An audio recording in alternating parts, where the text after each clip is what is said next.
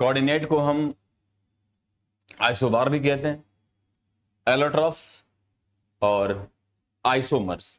ठीक है, ये आपको बताना है कि इसमें कौन सा राइट आंसर होगा। देखिए सवाल का सही जवाब होगा D, isomers is the right answer. Isomers में होता क्या है, आइसोमर्स में क्या होगा मैं यहां लिख दे रहा हूं। आइसोमर्स में होता है same molecular formula but different structure, different structure अर्थात अणुसूत्र समान रहेगा लेकिन इसकी संरचना अलग अलग हो सकती है। अब मैं समझाता हूं कैसे, क्यों। ठीक है, देखिएगा जैसे आप यहां लिख सकते हो कि C3H8, ये क्या बोलते हैं, इसे बोलते हैं मॉलिक्यूलर फार्मूला। इसे क्या बोलते हैं, मॉलिक्यूलर फार्मूला। क्लियर, माना आपने, आपने कहा यस सर मैं समझ गया, ये है मॉलिक्यूलर फार्मूला। इसे क्या बोलते हैं, मेथ एथ प्रो, इसे क्या बोलते हैं, प्रोपेन। इसे क्या बोलते हैं, प्रोपेन। ये मॉलिक्यूलर फार्मूला है, लेकिन आप इसका स्ट्रक्चर कुछ इस तरीके से भी लिख सकते हैं। कैसे, ऐसे लिख सकते हैं CS3 CS2 CS3 ना, लिख सकते हैं कि नहीं लिख सकते, आप इसको ऐसे लिख सकते हैं। अब आप देखिए, एक कार्बन, दो कार्बन, तीन कार्बन और दो, पांच, और सॉरी यहां तीन आएगा। तो यहां पर आप देख सकते हैं हाइड्रोजन की मात्रा कितनी है, तो आपने कहा हाइड्रोजन की मात्रा जो 8 है, तो CS3 CS2 CS3 आप इसको ऐसे लिख सकते हैं।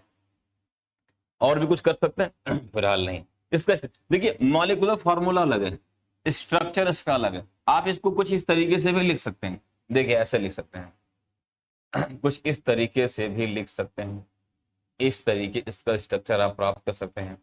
आपने 10th की क्लास में शायद पढ़ा होगा, बट बेशक आपको याद नहीं है। ये है इसका स्ट्रक्चर जो कि मॉलिक्यूलर फार्मूला से कहीं ना कहीं अलग है, जो कि मॉलिक्यूलर फार्मूला से कहीं ना कहीं अलग है। अब मैं बात करता हूं एलोट्रॉप्स। एलोट्रॉप्स क्या होता है, एलोट्रॉप्स में होता है same physical property, same physical property but different chemical property, but different chemical property. यानी ऐसा पदार्थ जिसका भौतिक गुण एक समान हो लेकिन रासायनिक गुण अलग अलग हो। जैसे कि मेरे जैसा दो व्यक्ति आ जाए सेम दिखने वाला, तो बोलेंगे एलोट्रॉप है। अर्थात शकल सूरत एक जैसी हो लेकिन उसकी केमिकल प्रॉपर्टी अलग। इसमें आप एलोट्रॉप में आपने पढ़ा होगा diamonds, graphite, graphene, Buckminster, Florence, आपने पढ़ा होगा इसको। बात करते हैं कोऑर्डिनेट। यहां पे कोऑर्डिनेटर को आप लिख सकते हैं आइसोबार लिख सकते हैं, इसको आप आइसोबार लिख सकते हैं। आइसोबार में क्या होता है, आप कहेंगे same atomic mass but different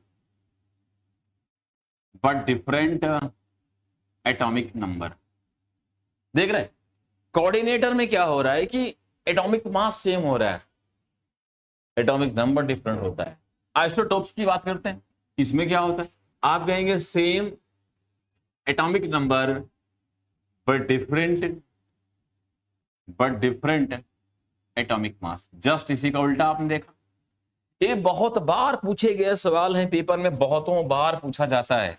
अगर आप इसका एग्जाम्पल देखना चाहें, एग्जाम्पल तो मैं आपको एग्जाम्पल दिखाता हूं। देखिए एग्जाम्पल आइसोटोप्स का होता है, आपने कहा हाइड्रोजन 1 1 2, ये रहा आइसोटोप्स का एग्जाम्पल कि same atomic number but different atomic mass.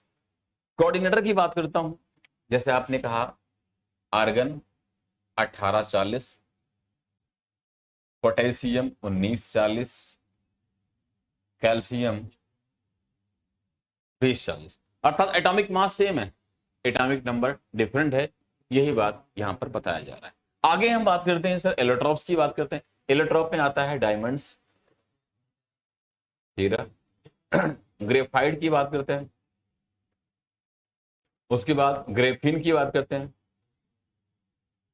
और उसके बाद बकमिंस्टर, फ्लोरेंस की बात करते हैं। मैंने इस सवाल पर इतना ज्यादा समय लिया क्यों, सवाल है कि इस सवाल पर हमने ज्यादा समय क्यों लिया, क्योंकि ये सवाल आपके लिए बहुत महत्वपूर्ण है, बहुत ही महत्वपूर्ण है। इन चारों को समझिएगा और पेपर में इन चारों से खूब बनते हैं, खूब बनते हैं। चलिए, शुभ दोपहर, शुभ दोपहर।